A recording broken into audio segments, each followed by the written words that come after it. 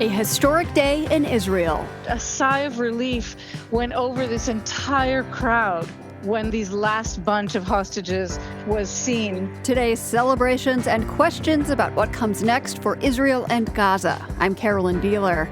And I'm Marco Werman. Also, the army takes control in Madagascar, and people there are cheering them on. Plus, tear down the stereotype. The trains are not on time in Germany. You get the impression nothing works in Germany, and the Deutsche Bahn has become a symbol for that. And poet Raymond Antrobus never expected to receive one of the UK's highest honors. And suddenly got this letter, which I literally had to make sure it wasn't a joke. I was like, is someone pranking me? How he's changing the landscape for deaf artists. Today on The World. This is The World. I'm Carolyn Beeler. And I'm Marco Werman. Thank you for joining us. 2 years of grief and anger in Israel turned into euphoria today with the release of 20 living hostages who survived kidnapping and captivity by Hamas, part of the agreement to end the war in Gaza. All day, Israelis have been riveted to images and video of families being reunited. Inav Zangaukar rushed to hug her son Matan Zangaukar in Jerusalem, calling him her life. Zangaukar was kidnapped from his home in Kibbutz near Oz on October 7th, 2 years ago. In Tel Aviv, tens of thousands of people gathered in Hostages Square to celebrate the captives' return. Gili Roman is a brother of former hostage Yarden Roman Gad, who was released early in the war. You can see it around the whole square. Like, the Israeli people are relieved and happy. That happiness is tempered, though. Many families waiting for the remains of hostages who died in Gaza are still waiting. Elsewhere in Israel, almost 2,000 Palestinians were released from Israeli detention, also as part of the peace agreement. And President Trump made a strong impression in his visits to Israel and Egypt today. We'll have more on the wider regional events just ahead in the program. We start in Tel Aviv, Israel, where reporter Noga Tarnopolsky spent the day in Hostages Square and described what she saw there.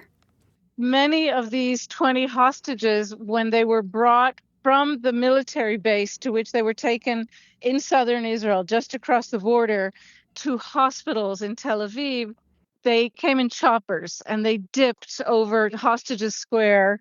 The pilots, they wanted to show them all of the multitudes waiting for them. And then the crowds every time would roar, to try and be loud enough for the people in the helicopters to hear them. Wow. So it was quite something, yeah.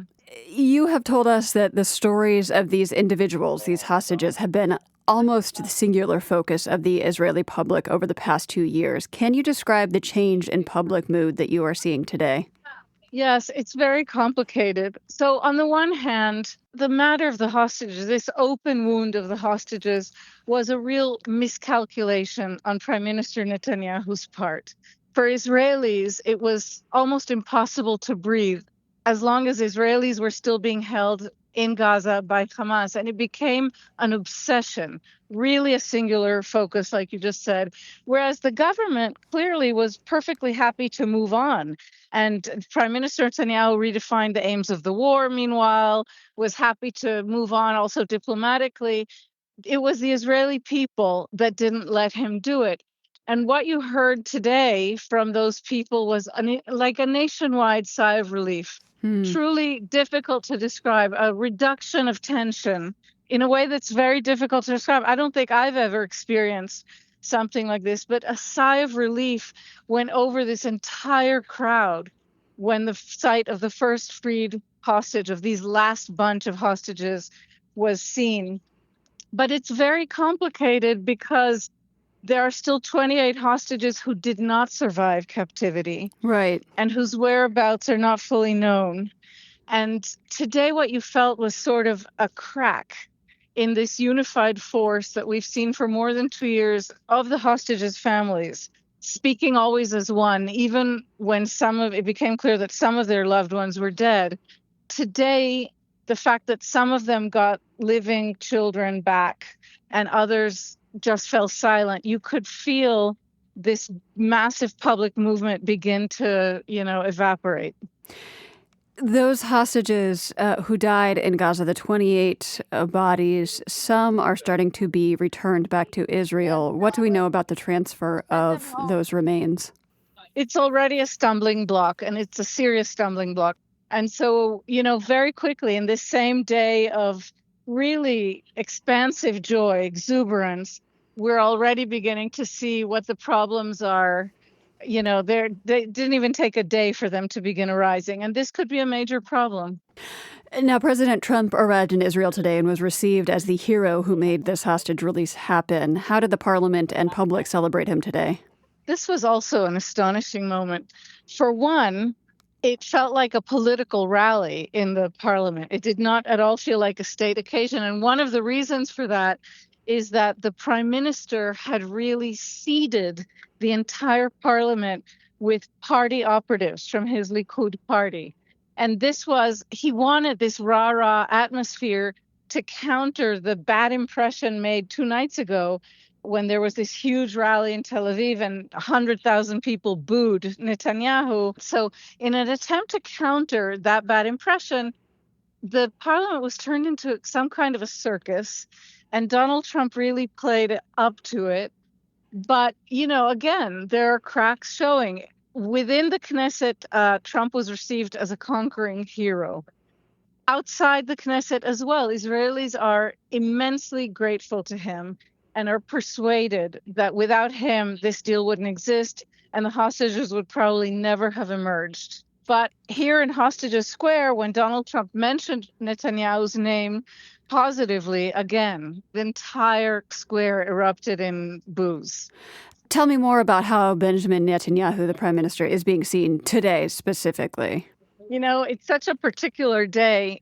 Netanyahu has been the subject of real loathing on the part of his people, and it's grown in the week or so since we've known that this deal was underway. It's as if something was already released.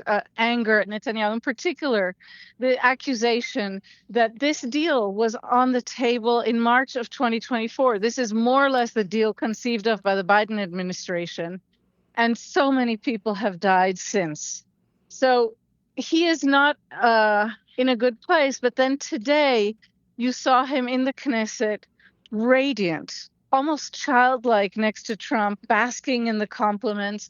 There were all kinds of engineered moments, really a spectacle. And I just don't know. I don't know yet if he will succeed once again in working his magic and in persuading Israelis that he's bringing them a new Middle East, or if Israelis have tired of this game. We have been talking about how today is such a day of celebration in Israel, that collective sigh of relief that you mentioned. Has there been any talk or consideration of what happens next inside Gaza on this long road toward lasting peace? Yes, there has been, and there's an enormous amount of trepidation of all sorts.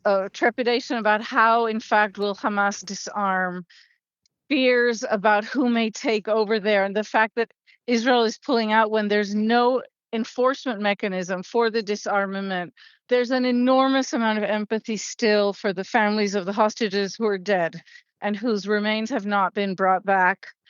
There are any number of fears, and you really still feel in Israel very much split, very much still worried, but beginning to feel some joy. Is there any discussion there in Israel about what Palestinians have gone through these past 2 years today?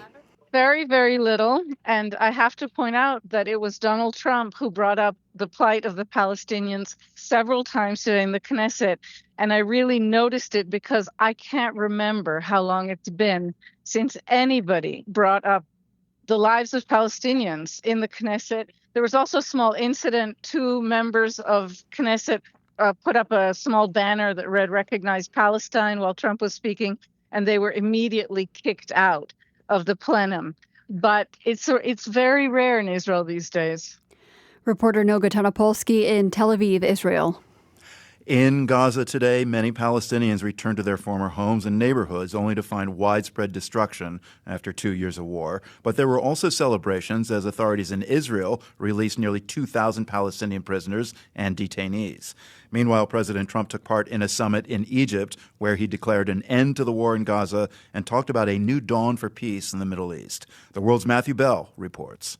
Palestinians celebrated the release of hundreds of prisoners and detainees from Israeli jails today, some of whom had been locked up for many years.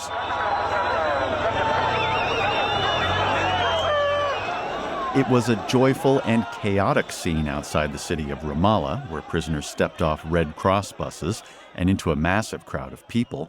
Kamal Abu Shanab, a 51-year-old former prisoner, told the Associated Press that his time in prison was, quote, an indescribable journey of suffering. The release of Palestinian prisoners is a critical early step in the 20-point Gaza peace plan brokered by President Trump. He made the short flight from Israel to Egypt today to sign a ceasefire agreement alongside leaders from across the Middle East and beyond. Everybody's happy about it, like I've never seen before, actually. When he spoke at the Israeli Knesset earlier today, Trump talked about his peace plan in sweeping historic terms. Generations from now, this will be remembered as the moment that everything began to change, and change very much for the better. Like the USA right now, it will be the golden age of Israel and the golden age of the Middle East.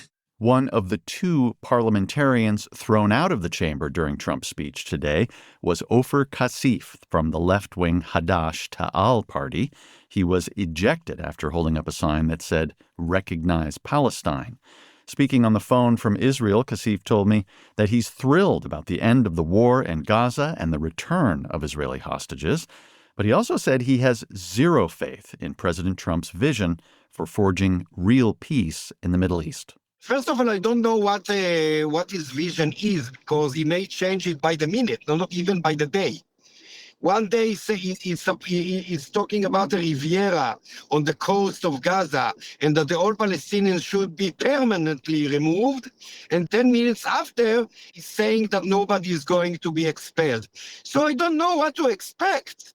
When Trump talks about peace in the Middle East, Kasif says Americans should understand that there's already a well-known formula for getting there. Ending the occupation, removing all settlements, and establishing a Palestinian state alongside the state of Israel.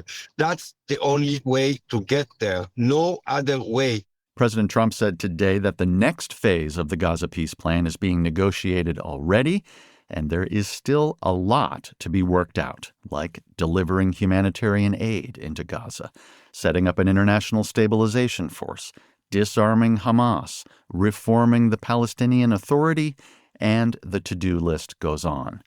Day one has been a success, says Suzanne Maloney. She's vice president and director of foreign policy at the Brookings Institution. Initial euphoria around the release of these very long-awaited hostages who've been through such a terrible ordeal should help to boost the support for the agreement and at least give it a little bit more life as we move to the much harder phases of implementation in the later steps where most of the details really haven't yet been negotiated. Maloney says President Trump's hyperbolic rhetoric about bringing peace to the Middle East is not surprising, but it may come back to haunt him and his administration. They've set a very ambitious set of targets. They have created now expectations on both sides of the conflict, and it's going to take an enormous amount of work and, frankly, a decent amount of good luck in order to be able to deliver on even some small proportion of those hopes that have been raised by today's events. Notably absent from the summit in Egypt today were leaders from Hamas, Iran, and Israel. Prime Minister Benjamin Netanyahu was invited, but he declined, his office said, because of an upcoming Jewish holiday. For The World, I'm Matthew Bell.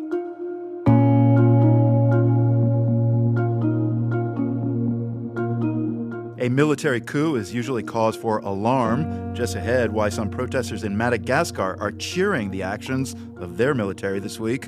You're listening to The World.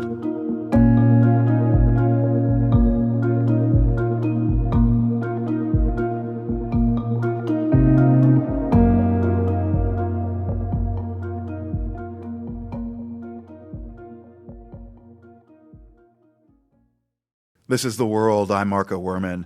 Madagascar has been rocked by Gen Z protests for 3 weeks. Young demonstrators furious with the lack of basic necessities and directing their anger at the president, André Rajoelina. In the past 24 hours, a whirlwind of events appears to have toppled his presidency. Reports say Rajoelina has left the country. Things culminated this past weekend when security forces tried to shut down the demonstrations, but an influential branch of the military thwarted that move and sided with the protesters. Video from Agence France-Presse showed crowds of people in the capital Antananarivo yesterday cheering for uniformed soldiers in the streets. And today, it's a new beginning. It's the first day of our victory after a 3-week struggle. It's not over yet, but we won't give up. And we will stay here because this is the place of victory, the moment. A protester there using only her first name, Carol, speaking with the AP. The essential questions today are who is in control in Madagascar and what alliances are emerging between the people and the military. Soluf Rondrionza is a historian of Madagascar's contemporary politics at the University of Tuamasina, the second largest city in Madagascar. Today I saw the students demonstrating along with different committees, representatives of local unions. They were supposed to represent the whole population. In the place where I am, they represent mainly the middle-class people. So somewhat calmer than what was seen over the weekend. Yeah. And earlier today, it was reported that President André Rajoelina flew out of the country. Do we know where he is right now? As I watched in the news, he joined his former Prime Minister Christian Tsai in Dubai, where they have, I think, financial interest. So President Rajoelina had said that a coup was underway earlier. Would you label what happened a military coup, a counter coup, a mutiny? How would you describe what CAPSAT has actually done? I would say that it's a coup in the Madagascar way.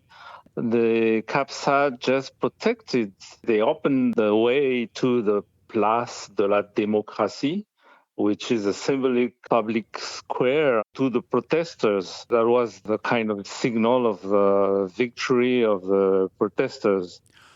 So, Luf, is the military in control now in Madagascar?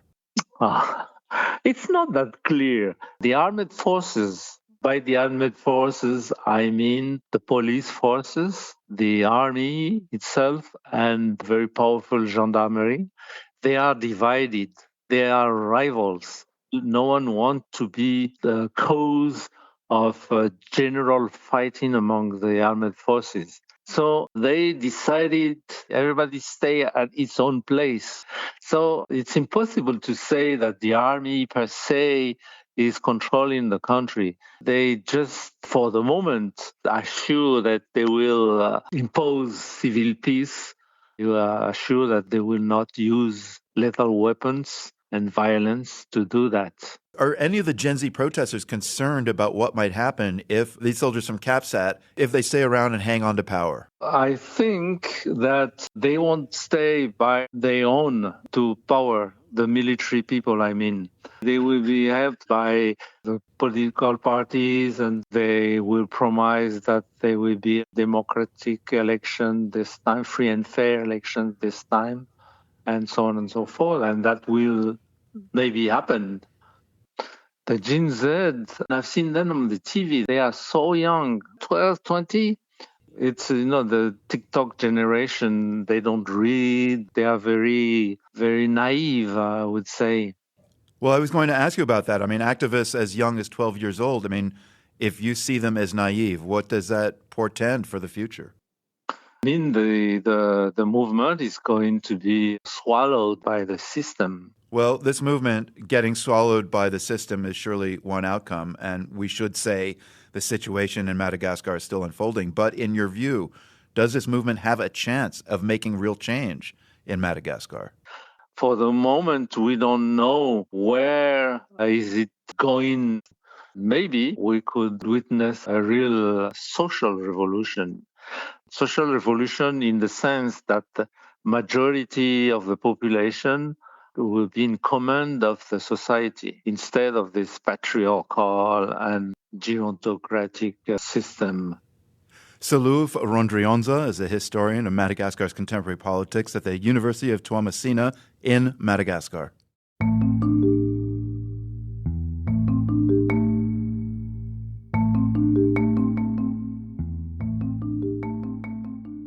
International ship traffic in the Arctic is increasing, and the U.S. Coast Guard is proposing a new shipping route along the northern Alaska coast. The idea is to make travel in the region more efficient and better for the environment. The Alaska Desk's Alona Naiden reports from Anchorage. The U.S. Coast Guard is planning a 4-mile-wide corridor for ships to travel between the northern edge of the Bering Strait and the U.S.-Canada maritime border. Coast Guard officer Camden Martin says the new route will be a fixed corridor for ships to pass in both directions. She says it will limit disturbances to the ecosystem in the area. It would mitigate the amount of damage to subsistence hunting in environmentally sensitive areas. In 2018, the Coast Guard recommended a similar two-way route through the Bering Strait between Russia and Alaska. Martin says the new route will be the continuation of that path. The Coast Guard's icebreaker Healy surveyed the proposed route last year, revealing depth discrepancies and uncharted hazards. This year, the National Oceanic and Atmospheric Administration also conducted hydrographic research of the area. Martin says the proposed route will avoid Hana Shoal, a shallow area in the Chukchi Sea that is an important habitat for marine mammals and seabirds. So the route planning really did take into consideration mammal migration patterns in order to minimize the amount of impact that shipping would have on these environmentally sensitive areas. Martin says the Coast Guard is in contact with tribes along the proposed route, including in Wainwright, Nuiqsut, Utkachevik, Point Lay, and Point Hope. She says that subsistence hunters asked to keep the route 70 nautical miles offshore. David Series is an assistant chief with the Coast Guard's Waterways Management Branch. Vessel traffic in portions of the Arctic, like in the Bering Strait region, has been increasing, and Series says the new route would help accommodate that growth. Series says the plan would also help ensure that the potential increase in resource development in the Arctic does not interfere with shipping, and it would make travel in the Arctic more predictable.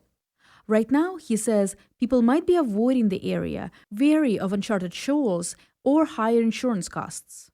Having a modern, up-to-date surveys and a specified area where they're supposed to go, sort of eliminates some of the barriers that might keep people from using the Arctic as a future trade route in the future.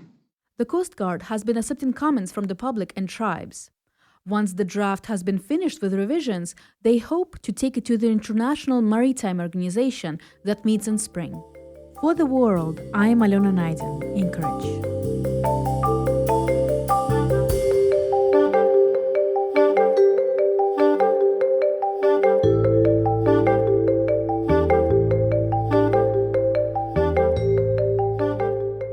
From ships to trains, just ahead, why Germany's national rail system has also become a national joke. You're listening to The World.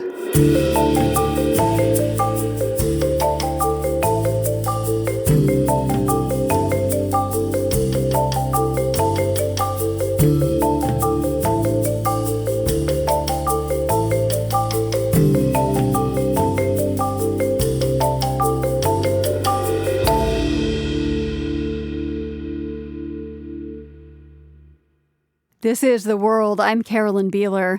In Switzerland, more than 90% of the trains run on time. In famously punctual Japan, the average delay on one high-speed rail network is less than 1 minute. In Germany, the Deutsche Bahn, the state-owned rail system, it ranks dead last in Europe for reliability. The German government has pledged billions of dollars in improvements and hired a new CEO to lead the charge. But for the public, the Deutsche Bahn has become a punchline. Valerie Hamilton reports from Munich. There's a joke in Germany that goes like this. A person is applying for a job at the Deutsche Bahn and shows up for the interview half an hour late. And the interviewer says, "You're hired." It's a joke, but also not a joke. 10 million people travel long distance with the Deutsche Bahn every month, and nearly half of their trains are late, a new low. That gives passengers a lot of time to think up wisecracks. Ich hasse die Deutsche Bahn. Ich hasse die Deutsche Bahn aus Tief. Wirklich. Germans joke about the Bahn's ancient infrastructure, incomprehensible station announcements, lame excuses, and above all, delays. German social media is full of memes and videos like this talking train cartoon from German public broadcasting. Ich wollte ja gerade einen Witz über den DB-Kollegen machen, aber ich wusste nicht, ob ankommt. A Swiss train and a Japanese train mock a German train that seems like it's early but is actually late from the day before. Nein, ich bin der 37 Zug von gestern. Also meine durchschnittliche Verspätung. German comics are having a field day. The Deutsche Bahn is good material just because it's so bizarre. Carolina Bungeroth makes train jokes in her cabaret act. She says the Deutsche Bahn makes it easy. When the train can't leave because it's quote-unquote out of toilet paper, the jokes write themselves. Wow! In her show, she has the audience sing along with a lament that goes, "Oh man, Deutsche Bahn." It's a kind of catharsis.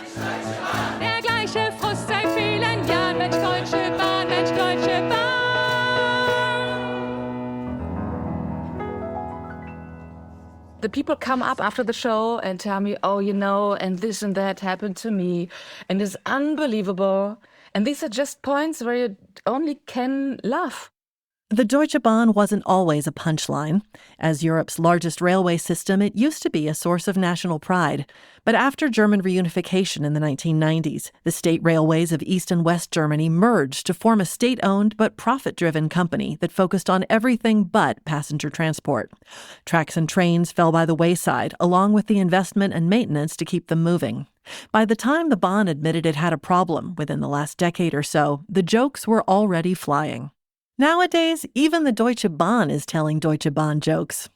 On Instagram, the official Deutsche Bahn bio reads, "Admit it, you've been waiting for us." Alongside more conventional marketing and customer service content, it uses social media for ironic cracks about the frustrations of train travel. Like this TikTok meme of an unhappy cat on a train platform, meowing curses at the Deutsche Bahn. It's captioned, "This one goes out to everyone who's waiting." Not everyone thinks it's funny.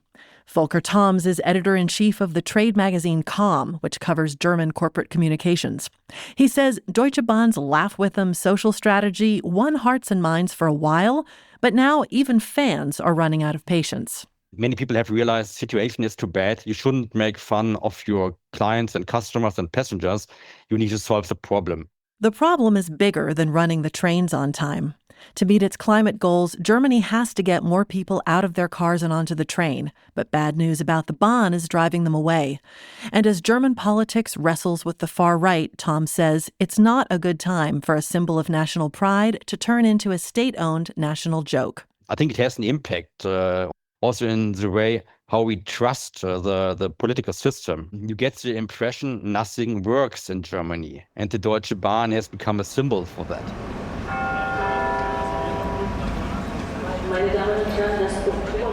I stopped into Munich's central train station one afternoon last week. About half the trains coming and going were late, and none of the travelers I spoke to seemed surprised.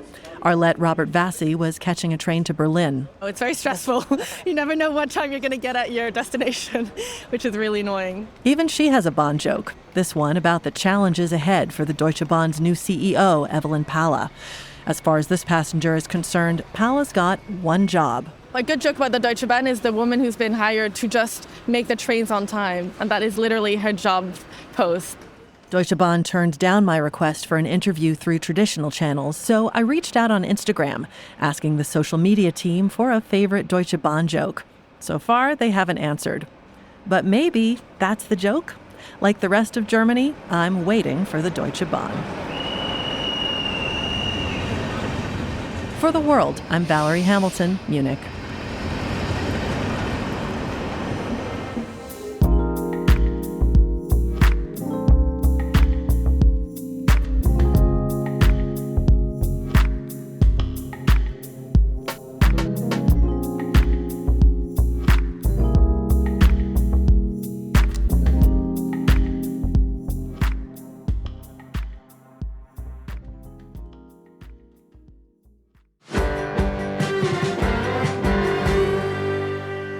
This is The World. I'm Carolyn Beeler. Ukraine is targeting Russia's oil industry with drone strikes and has been for months now. The attacks have had ripple effects across Russia's economy. Craig Kennedy is an expert on Russia's oil industry with Harvard's Davis Center for Russian and Eurasian Studies. It's Russian refineries. Russia has a network of refineries across the country, although most of them are concentrated in the West, and Ukraine has been executing pinpoint strikes against a number of refineries that are important for the broader economy. So refineries, what kind of damage has been done then? How much has that impacted petroleum supplies in Russia? So these are oil refineries that produce a variety of different products from crude, but the supply that's been hit hardest has been the supply of diesel and of gasoline. So diesel obviously is used heavily by the military, it's used by industry. Gasoline has broader use, and it's starting to cause pump prices to go up in certain regions of Russia, as well as long lines forming at the gas station. How big is the change? How many of the refineries have been damaged, or what's the price or supply impact within Russia? So it's hard to say with any specificity exactly what the impact has been. We have a lot of anecdotal information, though, that says that there are real shortages in many places. People are queuing up for hours, and we can measure the rise in prices as well. And again, it depends on the particular region that you're in. But it's certainly been grabbing the headline news. It's been very embarrassing for Moscow because they hate to admit that this is a result of drone strikes by the Ukrainians, but everyone knows it is. So what's happening to the crude oil in Russia that is being extracted there but cannot be refined there anymore? So this is another thing. Russia has two choices. You can either leave it in the ground, which is a bad outcome, or you can export crude instead of refined product. A bad outcome for Russia and their profits, you mean? That's exactly right, because the oil is staying in the ground. So if you don't have enough refining capacity to refine all of that, what they're doing is they're increasing the amount of crude that goes directly to ports and onto tankers. So there are two problems with that. First of all, you don't get as much money per barrel of oil produced if you're just exporting crude, because refined products, what Russia normally does is it normally exports around 5.5, 6 million barrels a day. That's roughly 10% of the global supply of product and crude. But about a third of that is refined products like gasoline and diesel.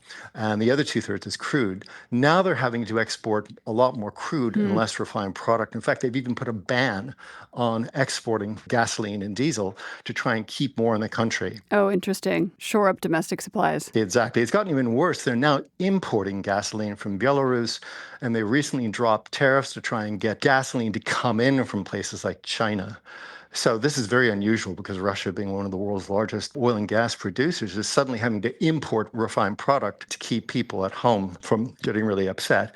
What's more, Russia controls its domestic gasoline prices. So suddenly those prices have spiked, and the government is having to pay subsidies to get people to supply product at lower cost. So is this impacting Russia's military campaign in Ukraine, either because of declining revenues or because they can't get enough diesel for their tanks, things like that? So on the diesel supply side, that doesn't seem to be the case yet. It could be if these strikes continue to go on, and there doesn't seem to be any reason why they won't. But at the moment, it doesn't seem as though their tanks are running out of diesel. In terms of money flowing to the Kremlin, this certainly hurts revenues on the margin, but probably in and of itself isn't the sort of thing that will cause Russia to suddenly send up the white flag. However, this is actually one of a number of hits that Russia is taking more broadly across its oil and gas industry. Much of these things you don't see unless you're really focused on it. But in aggregate, they are very much starting to have an impact this year on revenues coming from the oil and gas industry. They're down sharply compared to the last 3 years. So does that mean that these sanctions have kind of finally been having an impact? I mean, the U.S. and the EU have phased out their use of Russian fossil fuels, but other countries have just started buying more. Are we seeing this actually hurting Russia now for the first time? We are, because if, for example, you're a Russian producer, the way it used to work is you'd export your oil to Western Europe, and you pay a very small discount to sell it to the Europeans, and the shipping costs are quite low. Now you have to take that same oil from a Western-oriented port all the way around to India or even further to China. So you're losing $10, $12 a barrel compared to what you used to get. On shipping costs? On shipping costs and discounts as well, because you're selling the same amount of oil to a smaller market. And of course, savvy traders in China and India understand this, and they're bargaining for deeper discounts from the Russians. So all this starts to add up.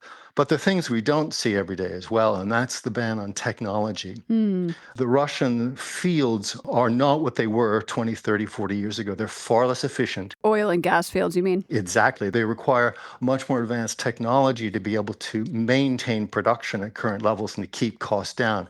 And where were they getting that technology from? They were getting it from the West. But the West has been tightening up the loopholes. And so a lot of the advanced recovery technology they were relying on before is now all exhausted, or it's hard to get. And as a consequence, costs are going up.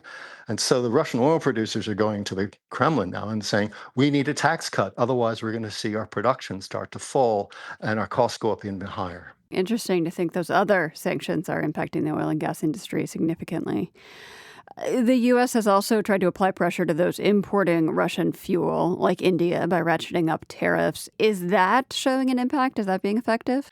That doesn't seem to be effective at this point. And there are smarter ways to try to reduce the revenues that Russia is getting from its oil exports. That really is what the price cap sanctions were trying to do, but there were problems in the implementation of that. They're fixable, but it requires the Europeans and the United States to all be working together. And I think the idea of simply going after buyers and saying, don't buy any more Russian oil, isn't necessarily the most effective thing to do. So there are better ways that you can target Russia specifically. A lot of it has to do with tankers and which tankers they move their oil on. But we know that we have an ability to force them to move oil on Western tankers. And if we use that ability, we can then, for example, put a surcharge on the use of those tankers that will enable us to control the price that they sell at. And we can use the proceeds from that surcharge to help rebuild Ukraine. So there are these ideas out there. Some people are working on them. But again, this takes a big coordinated effort between Brussels, London, and Washington to make work. And that means everybody has to be sitting around the table and getting on the same page. Craig Kennedy of Harvard's Davis Center for Russian and Eurasian Studies.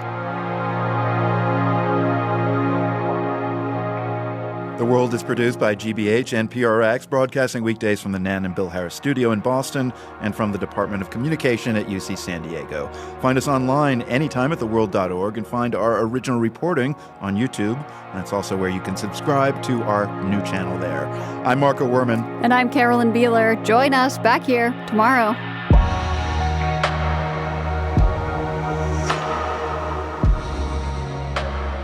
The World is supported by the Corporation for Public Broadcasting, a private corporation funded by the American people. From the Carnegie Corporation of New York, working to reduce political polarization through philanthropic support for education, democracy, and peace. More information at carnegie.org. By the John D. and Catherine T. MacArthur Foundation, committed to building a more just, verdant, and peaceful world. macfound.org. By the PRX Ambassador Council, whose members include Jake Shapiro and Elizabeth Hansen, Jamel and Tom Perkins, John and Jill Gilbert, Lynn Brody, and Stephanie Gardner. The World's theme music is composed by Ned Porter. The World is a co-production of GBH Boston and PRX.